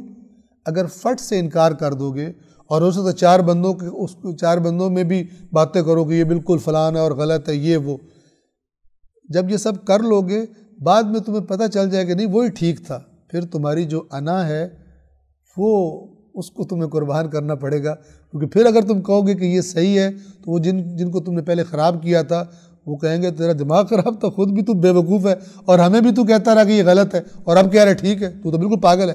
یہ بے عزتی انسان سے اپنی برداشت نہیں ہوتی، لہٰذا اللہ ان کا مزاج بتا رہا ہے کہ یہ لوگ کون تھے کہ جنہوں نے فٹ جھٹلایا اور پھر بعد میں مانا ہی نہیں، چونکہ ان کی پھر ساری شخصیات جو یہ بڑے اپنے آپ کو عالم کہتے تھے، فلان کہتے تھے، تو لوگ کہیں گے تم سارا ہمیں پہلے کہتے رہے کہ تم بڑے سمجھدار ہو، تمہارے آباء و اجداد بڑے سمجھدار تھے، اور اب کہہ رہے ہو کہ یہ صحیح ہے، تم تو مثلا ایک ٹکے کی تمہاری ویلیو نہیں ہے۔ یہ انسان سے برداشت نہیں ہوتا کہ میری لوگوں میں بے آبرو ہو جاؤں اور دوسرے کو کہہ دے کہ وہ صحیح ہے اور اپنے آپ کو کہہ دے غلط ہے، یہ نہیں ہوتا۔ یہ ایک نفسیاتی مسئلہ انسانوں کا، مگر یہ کہ جس کو اتنا خوف خدا آ جائے کہ پھر وہ کمپرومائز یہ والا نہ کرے اور اپنی عزت کو داؤ پہ لگا دے، اور جیسے مولا فرماتے ہیں اور ان کے فرمان برحق ہیں کہ اس رسوائی کے بعد وہ رسوائی نہیں ہے جس کے بعد اللہ کے ہاں دائمی عزت ہو، اور وہ عزت نہیں ہے جس کے بعد اللہ کے پاس دائمی رسوائی تمہاری ہوگی، اس کو مت سمجھو۔ مولا کا فرمان اور برحق ہے۔ لیکن عام طور پہ بندہ کہتا ہے میں میری انسلٹ نہیں ہونی چاہیے، ٹھیک ہے نا، اور میں جیسے دنیا میں یوز ہوتا ہے نا کہ فیس سیونگ، اب میں ہو تو گیا ہے لیکن اب میرے فیس کو سیو کرو، کوئی چکر دو پبلک کو تاکہ میری بےزتی نہ ہو، ٹھیک ہے۔ فیس سیونگ کے لیے لوگ پھر حرکات کرتے ہیں۔ تو یہ جو فیس سیونگ ہے، ان کو جب ہوتا تھا کہ اب ہماری فیس خراب ہو جائے گی تو پھر یہ سمجھ آ بھی جاتا تھا، پھر بھی ایمان نہیں لاتے تھے، یہ کہنا چاہ رہے۔ لہٰذا کسی چیز کو جھٹلانے سے پہلے، جو آپ نے پہلے نہ سنی ہو، جو شعور عقلی ایک عاقل انسان کا مزاج ہے، وہ یہ کہ اس کو پہلے اچھی طرح دیکھے پرکھے اور پھر شعور اور بصیرت سے اس کا انکار کرے، نہ کہ دادا اور ہماری تو ساتھ پشتے یہی کرتی آ رہی ہیں، یہ کہاں سے نئی بات سنی ہے، یہ اللہ قبول نہیں کرتا۔ یہ بے وقوفی اکثر لوگ کرتے ہیں۔ فما كانوا ليؤمنوا بما كذبوا من قبل، لیکن جس چیز کو پہلے جھٹلا چکے تو اس پر ایمان لانے والے نہ تھے، اس کا نتیجہ بھی کیا ہے اس مزاج کا؟ كذلك يطبع الله على قلوب الكافرين، اس طرح جان بوجھ کر حق کو نہ ماننے والے کافر، یعنی جان بوجھ کے نہ ماننے والے، اس طرح کافرین کے دلوں پر اللہ مور لگاتا ہے۔ یعنی اس مزاج کے اثرات ہیں کہ اور ڈیفیکلٹ کر دیتے ہیں انسان کو واپس آنا۔ بس ہونا کیا چاہیے؟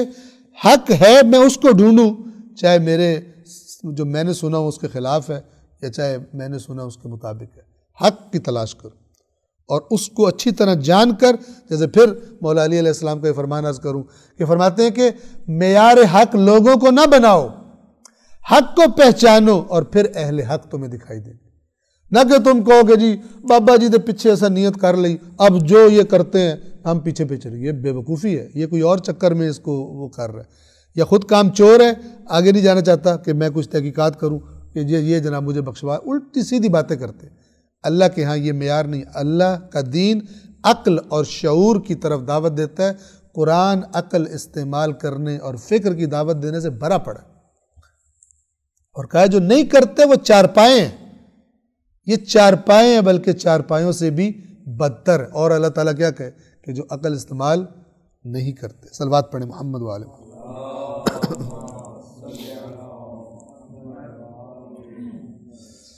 وَمَا وَجَدْنَا لِأَكْثَرِهِم مِّنْ عَهْدٍ، اب ان کی ایک اور صفت بیان کر رہے ہیں کہ ان لوگوں کے اندر کوئی کمٹمنٹ نہیں ہوتی سوائے اپنے مفادات کے۔ جب تک مفاد ہے تب تک کمٹمنٹ۔ آپ دیکھیں یہ پاکستان میں آپ نے لوٹے سنے ہیں، لوٹے کی کمٹمنٹ کیا ہوتی ہے؟ جب تک اقتدار میں اور مراعات مل رہی ہیں تو وہ ادھر ہے، اور جیسے ہی تھوڑا اپ ڈاؤن ہوا فوراً وہ دوسری پارٹی میں شامل ہو جاتا ہے۔ تو یہ اللہ تعالیٰ فرما رہا ہے کہ مومن لوٹے نہیں ہوتے، عہد والے ہوتے ہیں، کمٹمنٹ والے ہوتے ہیں۔ سورہ بقرہ میں آپ کو اگر یاد ہو شروع میں تو اللہ تعالیٰ نے فرمایا تھا وَمَا يُضِلُّ بِهِ إِلَّا الْفَاسِقِينَ، اللہ گمراہ نہیں کرتا اس کے ذریعے، ایسی مثالوں کے ذریعے، مگر فاسقوں کو۔ کون فاسق؟ الَّذِينَ يَنقُضُونَ عَهْدَ اللَّهِ، جو اللہ کے عہد کو توڑ دیتے ہیں، یعنی کمیٹڈ لوگ نہیں۔ اور آج اسلام کی پر یہ جو غربت آئی ہوئی ہے اس لیے کہ مسلمان کوئی اسلام کے ساتھ کمیٹڈ نہیں، مفاد لیتے ہیں، ان کو مرادیں چاہیے، منتیں چاہیے، اور مولانا حضرات بھی یہ پبلک کو بتا رہے ہیں یہ پڑھو تو یہ مراد پوری ہوگی، یہ پڑھیے۔ اس سے زیادہ زور اس پر دو کہ جو اللہ نے دین بھیجا اس کے ساتھ کمٹمنٹ کرو۔ جو ملک تمہارا جہالت میں ڈوبا ہوا طبقہ ہے، اپنے آپ کو کمٹ کرو تم نے کچھ کرنا ہے. جو بھوک سے مر رہے ہیں، جن کو ان کے بنیادی حقوق نہیں مل رہے، اپنے آپ کو کمٹ کرو. میری منتیں و مرادیں پہلے بھی سیٹ ہے، اوپر سے اور منتیں مرادیں اس کی پوری نہیں ہو رہی. اور جناب مولانا صاحب بھی صرف چونکہ انہیں پتہ پبلک کو انہی باتیں سننے کا مزہ آتا ہے، دڑا دڑ منتوں اور مرادیں والے کلپ. اور وہ جو منتوں والے مرادوں والے کلپ ہیں، لوگ ان کو ذرا زیادہ وہ ہٹ بھی ہوتے ہیں، چونکہ سارے آج کل منتوں مرادوں کے چکر میں، دین کی خدمت کرنے کے چکر میں کم ہی لوگ ہوتے ہیں. اللہ ان کی صفت بتا رہا ہے وَمَا وَجَدْنَا لِأَكْثَرِهِم مِّنْ عَهْدٍ. ان کی صفت یہ تھی کہ ہم نے ان میں سے اکثر کو بے عہد پایا. ان کا کوئی عہد، کوئی کمٹمنٹ ہی نہیں ہوتی تھی، یہ مفاد کے بندے ہوتے تھے. وَإِن وَجَدْنَا أَكْثَرَهُمْ لَفَاسِقِينَ. اور یقیناً ہم نے ان میں سے اکثر کو فاسق پایا. جس کا عہد ہوتا ہے وہ فاسق نہیں ہوتا. فاسق کون ہوتا ہے؟ جو حدود کراس کرے، جو معاہدہ توڑ دے. وہاں پر بھی اللہ نے وَمَا يُضِلُّ بِهِ إِلَّا الْفَاسِقِينَ. فاسقوں کے علاوہ گمراہ نہیں کرتا. فاسق کون؟ پہلی نشانی فاسق کی الَّذِينَ يَنْقُضُونَ عَهْدَ اللَّهِ، جو اللہ کے عہد کو توڑتے ہیں. تو وہاں پہ میں نے کہا تھا، پھر عرض کر دیتا ہوں، کچھ لوگ کہتے ہیں شکر ہے ہم نے اللہ سے عہد کیا ہی کوئی نہیں، نہ عہد کیا ہے، نہ بانس ہے، نہ بانسری بجے گی، ہمارا عہد ہے نہیں تو ہم توڑیں گے کیا. یہ اس سے بڑا خطرناک بندہ اور اس سے بڑے شیطانی وسوسے میں مبتلا ہے کہ اللہ سے کوئی عہد ہے ہی نہیں. اللہ سے عہد ہے، میں اس کی طرف توجہ کروں یا میں اس کی طرف توجہ نہ کروں. میرا کلمہ پڑھنا، میرا یہ کہنا کہ اشہد ان لا الہ الا اللہ، کہ اللہ کے سوا کوئی معبود نہیں، یہ میرا عہد ہے. یہ لقلقہ زبان نہیں ہے. یہ مکے کے کافروں کو پتا تھا جب رسول اللہ نے فرمایا قولوا لا الہ الا اللہ تفلحوا، تو ان کو پتا تھا ان مکاروں کو، انہی ملا سرداروں کو، کہ یہ صرف زبان سے نہیں کہنا، یہ تو پورے سسٹم کی جڑ کاٹ کے ایک نیا سسٹم لانے لگا، لہٰذا اس کو مارو، اس کے خلاف پروپیگنڈے کرو. وہ جو مکر کرنے والے تھے. اور ہم نے ان میں سے اکثر کو بد عہد پایا اور اکثر کو ان میں فاسق پایا. یہ میں اشارہ کر دوں صرف، آپ نے یہ ابھی سانحہ ہوا شہداء کا، یہ اس سے پہلے سانحات ہوتے رہتے ہیں. ویسے تو اور بھی چیزیں ہیں، لیکن یہ تو ہمارے آنکھوں کے سامنے جو سب کو پتہ چل جاتا ہے کہ یہ پرابلم ہوئی ہے، ظلم ہوا ہے، سانحہ ہوا ہے. ہماری ان چیزوں ان معاملات میں کیا کمٹمنٹ ہے، یعنی ہم نے کیا کرنا ہے؟ آیا دین اسلام ہم سے اس معاملات میں کوئی کمٹمنٹ چاہتا ہے؟ چاہتا ہے. جو جاننا چاہے اس کو پتہ چل جائے گا کہ چاہتا ہے، لیکن جو جاننا نہ چاہے وہ صرف ایک فاتحہ پڑھ کے پھونک مارو تو کام پار ہو جائے گا، ذمہ داری ادا ہو جائے گی. ایسا نہیں ہے. یہ ساری اللہ تعالیٰ صفت بتا رہا ہے بے ایمانوں کی، ان میں عہد نہیں ہوتا. یہ عہد، یہ کمیٹڈ لوگ نہیں ہوتے، فاسق ہوتے. اپنے مفاد تک عہد رہتا ہے، جب مفاد نہ ہو تو چھوڑ دیتے. 103 ثم بعثنا من بعدهم موسى بآياتنا إلى فرعون وملئه فظلموا بها. اور یہاں سے ایک اور داستان جو قرآن کی بہت اہم داستانوں میں سے ہے، حضرت موسیٰ کی. مکی صورتوں میں یہ تفصیل کے ساتھ پہلی مرتبہ ذکر ہے. سورہ اعراف میں حضرت موسیٰ کی داستان پہلی دفعہ بیان ہو رہی ہے. پھر ہم نے ان کے بعد موسیٰ کو مبعوث کیا، موسیٰ کو اٹھایا. بعثنا، اٹھایا، یعنی کھڑا کر دیا، یعنی تحریک ایک نئی اٹھا دی موسیٰ کے ذریعے. بآیاتنا، اپنی آیات کے ساتھ. کس کی طرف اٹھایا؟ بھیجا، جس کو ہم بھیجا ترجمہ کرتے ہیں. الی فرعون و ملئہ، فرعون اور اس کے ملا. اب دیکھیں یہاں پر پوری پکچر جو ہے نا، فرعون اور اس کا وہ طبقہ جن کے ذریعے وہ کنٹرول کرتا اور اقتدار چلتا ہے اس کا، اور وہ پھر دوسروں کو اپنے کنٹرول میں رکھتے ہیں، ان پہ ظلم کریں فلان، ایسا اوپر قبضہ جمایا ہوتا ہے کہ وہ نکل نہیں سکتے اس سے. فظلموا بہا، تو انہوں نے ان آیات کے بارے میں ظلم کیا. ظلم کیا؟ عدل کیا تھا کہ مانتے، لیکن انہوں نے ان آیات کے بارے میں ظلم کیا. فانظر، تو دیکھیے، کیف کان عاقبۃ المفسدین، فساد کرنے والوں کا انجام کیسا ہوا. یعنی اللہ نے داستان کے سٹارٹ میں اینڈ بھی دکھا دیا کہ فرعون کا انجام تمہارے سامنے ہے. 104 وقال موسیٰ. اب یہ شروع ہو رہا ہے جو انٹریکشن ہے حضرت موسیٰ اور فرعون کا، نبوت کے اعلان کے بعد اور اللہ تعالیٰ سے کلام کے بعد ذمہ داری لے کر. اب جب آئے ہیں موسیٰ کے پاس وقال موسیٰ، اور موسیٰ نے کہا یا فرعون، اے فرعون، انی رسول من رب العالمین، کہ میں رب العالمین کی طرف سے ایک رسول ہوں، حقیق علی اللہ اقول علی اللہ الا الحق، حقیق یعنی مجھ پر حق بنتا ہے، یعنی اس کے سوا میں کچھ کر ہی نہیں سکتا کہ میں اللہ کے بارے میں سوائے حق کے کچھ نہ کہوں، یعنی پہلے اسے کلیئر کر رہے ہیں کہ میں اسٹریٹ فارورڈ جو پیغام ہے، بغیر کسی ہیرا پھیری کے، رد و بدل کے، جو اللہ نے مجھے کہا ہے کہ تجھے بتاؤں، میں وہ تجھے بتانے آیا ہوں۔ حقیق مجھ پر لازم ہے، انہوں نے یہ ترجمہ کیا ہے کہ میں اللہ کے بارے میں حق کے سوا کچھ نہ کہوں۔ قد جئتکم ببینۃ من ربکم، بے شک میں تمہارے پاس تمہارے رب کی طرف سے واضح دلیل لے کر آیا ہوں۔ فَأَرْسِلْ، اب فرعون کے ذہن میں اچھا ٹھیک ہے، میں سن لیا، کیا کروں میں پھر؟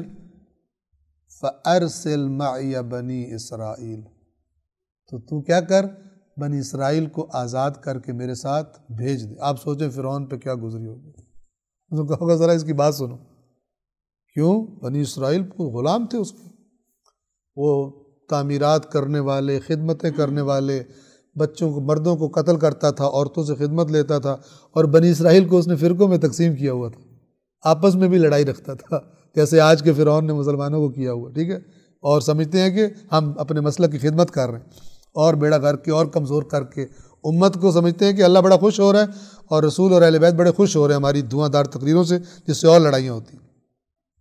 کیوں؟ اس لیے کہ قرآن کے سائے میں نہیں لاتے اپنی بات کو کرنے سے پہلے، کہ جو اللہ نے قرآن میں کہہ دیا کہ یہ نہیں کرنا، تو وہ اہل بیت کبھی نہیں کہہ سکتے، اگرچہ تم نے کتاب میں دیکھا ہو کسی نے لکھا ہوا، وہ کسی اور نے لکھا ہے، اللہ کا نمائندہ اللہ کے قرآن کے خلاف، اے کاش کے مسلمانوں کو یہ بات سمجھ آ جائے، لیکن سمجھ آتی نہیں ہے، لہذا مزے بھی چکھ رہے ہیں۔ فَأَرْسِلْ مَعِيَ بَنِي إِسْرَائِيل، میرے ساتھ بنی اسرائیل کو آزاد کر کے بھیج دے۔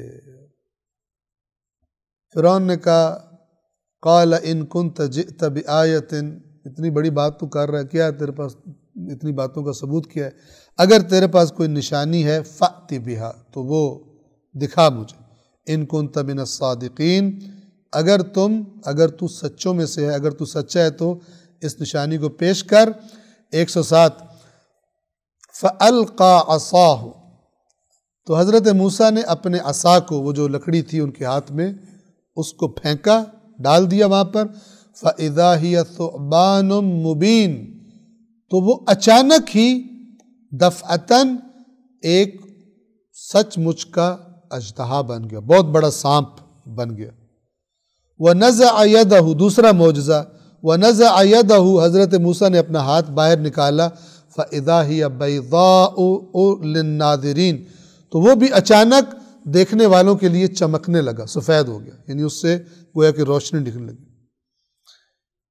109، یہ بڑی زبردست آیت ہے کہ جو حکمرانوں کے جو مشیر ہوتے ہیں نا، کبھی کبھی وہ بیڑا غرق کرتے ہیں، چونکہ انہیں ہوتا ہے کہ ہمارا بھی بیڑا ساتھ غرق ہوگا، یہ ہمارا جو حکمران ہے بڑا، اگر یہ امپریس ہو گیا اس سے تو ہمارے مفادات بھی جائیں گے، ٹھیک ہے۔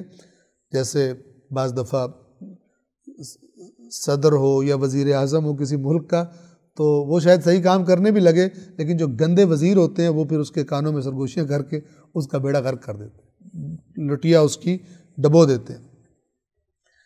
تو وقال الملأ من قوم فرعون، فرعون کی قوم کے سرداروں نے کہا انہ لساحر علیم، یہ بڑا نالجیبل، یہ بڑا پڑھا لکھا جادوگر ہے، یعنی اس کے دماغ کو فوراً، پہلے گھوما ہوا دماغ تھا اور گھوم دیا اس کو، یہ جادوگر ہے، اس نے یہ شعبدہ دکھا دیا۔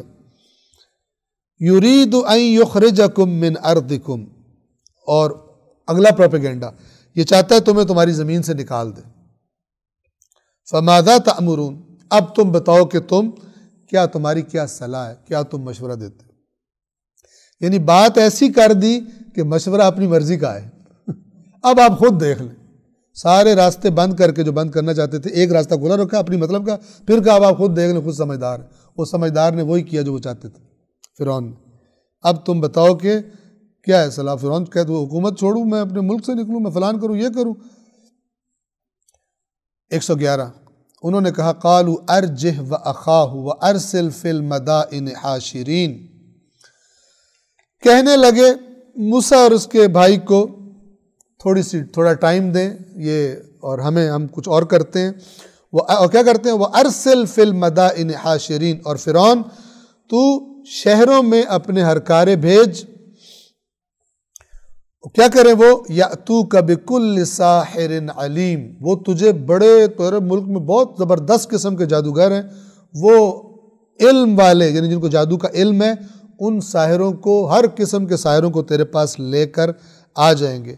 113 وجاء السحرة فرعون، اور جادوگر فرعون کے پاس آئے، قالوا، یہ دنیا دار بندے کی نشانی، فیس کتنی دو گے؟ ٹھیک ہے نا، تب آتا ہوں۔ قالوا ان لنا لاجرا، ہمیں کچھ ملے گا، فیس ملے گی، ان کننا نحن الغالبین، اگر ہم غالب آ گئے اس پر تو ملے گا کیا ہمیں؟ قال نعم، فرعون نے کہا ہاں ملے گا، وَإِنَّكُمْ لَمِنَ الْمُقَرَّبِينَ، اور ہم تمہیں سرکاری مولوی بنا لیں گے، ہم تمہیں چیئرمین شپ دے دیں گے علماء ونگ کی اپنے، یہ میں اپنے پاس سے بول رہا ہوں۔ یہاں پہ کیا ہے؟ جادوگروں سے کہا کہ تمہیں پیسے بھی ملیں گے، وَإِنَّكُمْ لَمِنَ الْمُقَرَّبِينَ، اور تم فرعون کے، میں تمہیں اپنے قریبیوں میں کر لوں گا، اور تمہیں کیا چاہیے؟ جو لوگوں کو شوبدے دکھا کے ٹکے کے لیے بھاگ رہے ہوتے ہو، ہم تمہارا کام ہی فٹ کر دیں گے۔ قالوا یا موسیٰ اما ان تلقی و اما ان نکون نحن الملقین، تو انہوں نے کہا اے موسیٰ پہلے تم پھینکتے ہو یا یہ کہ ہم پھینکنے والے بنے اپنے شوبدے کو۔ 116 قال القوا، حضرت موسیٰ نے فرمایا کہ تم پھینکو۔ فلما القوا، جب انہوں نے پھینکی وہ اپنی رسیاں جو بھی تھی۔ اب یہاں پہ ذرا غور کیجئے جادو کیا چیز ہوتی ہے۔ سحروا اعین الناس، وہ کچھ نہیں تھا، آنکھوں کو دھوکہ دیا۔ سحروا، انہوں نے سحر کیا کس پر؟ رسیوں پر؟ نہ، اعین الناس، لوگوں کی آنکھوں پر۔ اور سحر کا آپ جب مطلب دیکھیں گے، عربی اچھی جو صحیح لغات ہوتی ہیں تو وہاں پہ آپ کو سحر کا معنی ملے گا کہ کسی چیز جو وہ نہیں ہے اس طرح دکھائی دے، لیکن حقیقت وہ لگے جو حقیقت ہے نہیں، اسے کہتے ہیں سحر۔ ٹھیک ہے؟ ایسی بکری جس کے تھن بہت پھولے ہوتے تھے، لیکن اگر اس کے اندر دودھ کا ایک قطرہ نہیں ہوتا تھا، اب جو اس بکری کو دیکھے کہے گا وہ دودھ کی نہریں بہہ جانی آج تو، لیکن لگا رہے ایک قطرہ دودھ نہ نکلے، اس کو عرب کہتے تھے عنز مسحورہ، یہ سحر زدہ بکری ہے۔ سحر زدہ سے کیا مراد تھی؟ یعنی نظر کچھ اور آ رہا ہے اور ہے کچھ اور۔ سحر یعنی ایسا دھوکہ جس کا پتہ نہ چلے کہ دھوکہ ہے۔ ٹھیک ہے؟ داستان لمبی ہے ابھی یہیں تک۔ انہوں نے کیا کیا؟ رسیاں نہیں تھی۔ میں آپ کو ایک مثال دیتا ہوں، میں نے کچھ عرصہ پہلے ایک وہ آڈیو کلپ دیکھا تھا، آپ اگر یہ میجیشنز کی جا کے کلپس دیکھیں نا تو جو بتاتے بھی ہیں کہ یہ ہوتا ہے، ہم دھوکہ دیتے کیسے، تو اس میں ایک انہوں نے پہلے دکھایا کہ نا ایک چمکیلی سی وہ پائپ ہے جو بہت تیزی سے چکر لگا رہی، بالکل سنیک، سانپ لگ رہی تھی، بڑا خوفناک قسم کا۔ پھر تھوڑی دیر بعد وہ اس کو ہٹا کر اور وہ دکھاتا ہے، وہ اس پائپ کے اندر کے جو بڑی نرم میٹیریل کی بنی ہوئی تھی اور چمکیلی تھی، اس پائپ کے اندر اس نے چوہے چھوڑے ہوئے تھے۔ اب وہ چوہے بھاگتے تھے، ہمیں تو نہیں نظر آ رہے چوہے اندر، ہمیں لگتا تھا وہ سنیک موو کر رہا ہے، آپ کو لگے گا بالکل سانپ بڑا خطرناک قسم کا وہ کر رہا ہے، جبکہ وہ اندر اس کے چوہے تھے، چوہے کے بعد نکالا تو پائپ خالی تھا بالکل۔ ٹرکس ہوتی ہیں، ٹھیک ہے؟ انہوں نے اللہ تعالیٰ اس کو خداوند عالم سحر عظیم کہا، انہوں نے بڑا عظیم انہوں نے کام کیا تھا، تو لوگوں کو پتہ ہی نہ چلے، اتنا فٹ کام کر کے لائے تھے۔ بس بنیاد، قرآنی بنیاد سحر کی ہے کہ سحر ہوتا دھوکہ ہے۔ قال القوا، موسیٰ نے کہا تم پھینکو، فلما القوا سحروا اعین الناس، جب انہوں نے پھینکے اپنے وہ تو انہوں نے لوگوں کی آنکھوں کو سحر کر دیا، واسترہبوہم، اور انہیں خوفزدہ کر دیا۔ وہ سانپ سے بندہ ڈر جاتا ہے، ڈر گئے، ان کو سانپ لگ رہا تھا۔ وجاءوا بسحر عظیم، اور وہ ایک بڑا عظیم سحر انہوں نے کیا، یعنی بڑا عظیم دکھایا معاملہ اپنا۔ 117 وَأَوْحَيْنَا إِلَى مُوسَىٰ أَنْ أَلْقِ عَصَاكَ، اور ہم نے موسیٰ کی طرف وحی کی کہ موسیٰ عصا پھینک، فَإِذَا هِيَ تَلْقَفُ مَا يَأْفِكُونَ، اور اچانک وہ پھر جو انہوں نے گھڑے تھے، یأفکون، افق کہتے ہیں جھوٹ کو، افق کا اصل معنی ہوتا ہے بات کو، کسی چیز کو یا بات کو اصلی رخ سے پھیر کے اور طرف کر دینا، اس لیے جھوٹ کو بھی افق کہا جاتا ہے۔ اور یہاں پر کیونکہ انہوں نے حقیقت اور تھی لیکن لوگوں کو دھوکہ دے کے اور دکھا رہے تھے، پھیرا ہوا تھا، تو وہ جو ان کا افق تھا جادوگروں کا، اچانک ہی موسیٰ کی عصا نے وہ اژدہا بن کر ان کو نگلنا شروع کر دیا۔ اور بس 3 آیتیں مختصر اور ہیں، ختم۔ 118 فَوَقَعَ الْحَقِّ، حق واقع ہو گیا، وَبَطَلَ مَا كَانُوا يَعْمَلُونَ، اور جو وہ عمل کر رہے تھے جادوگر وہ باطل ہو گیا، یعنی حق سامنے آ گیا۔ فَغُلِبُوا هُنَالِكَ، اور وہاں وہ مغلوب ہو گئے جادوگر، وَانْقَلَبُوا صَاغِرِينَ، اور ذلیل ہو کے رہ گئے۔ وہ خواب دیکھ رہے تھے فیس بھی ملے گی، مقربین بھی بنیں گے، ذلیل ہو گئے۔ لیکن یہاں پر توجہ کیجئے، آخری بات آج کے لیے، کہ کیونکہ جادوگر اسپیشلسٹ تھے اپنے کام کے، پبلک کو نہیں پتہ، پبلک تو سانپ سمجھ رہی ہے، جادوگروں کو پتا تھا کہ یہ رسیاں سانپ نہیں ہیں، اپنے فن کے سحر کے ماہر تھے، اور ان کو کہا بھی یہ ہوگا کہ ایک ساحر آئے تم نے اس کا مقابلہ کرنا ہے۔ جب حضرت موسیٰ کا عصا کنورٹ ہوا سانپ میں، تو پبلک کو لگ رہا تھا یہ بھی سانپ، وہ تھوڑا سا بڑا سانپ، لیکن جو فن کے ماہر تھے انہوں نے کہا یہ نو سانپ، یہ والا صحیح سانپ ہے۔ ان کو پتہ چل گیا کہ یہ اور چیز ہے، کوئی یہ وہ چیز نہیں ہے۔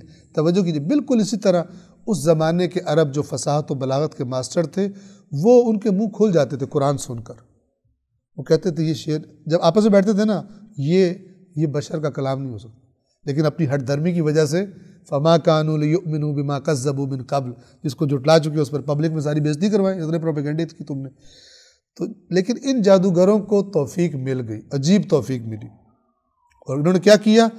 وَأُلْقِيَ السَّحَرَةُ ساجدین، بجائے یہ کہ اس ذلت میں ادھر ادھر باتیں کرتے، فلان کرتے، یہ بہت بڑا جادوگر ہے، ان کو بات سمجھ آئی، اور جو ان کا اپنا تکبر ٹوٹا، اب وہ خدا کی بارگاہ میں گر گئے۔ وَأُلْقِيَ السَّحَرَةُ ساجدین، اور سب جادوگر سجدے میں گر پڑے، سجدے میں گر پڑے۔ آج کے لیے آیت نمبر 120 پر ہم تمام کریں۔ توجہ کیجئے، یہ دین کی باتوں میں بھی اگر صحیح اور غلط کا فرق دیکھنا ہے نا، کون سی حقیقی بات ہے کون سی حقیقی نہیں ہے، تو تھوڑا سا گہرائی سے دیکھنا ضروری ہے۔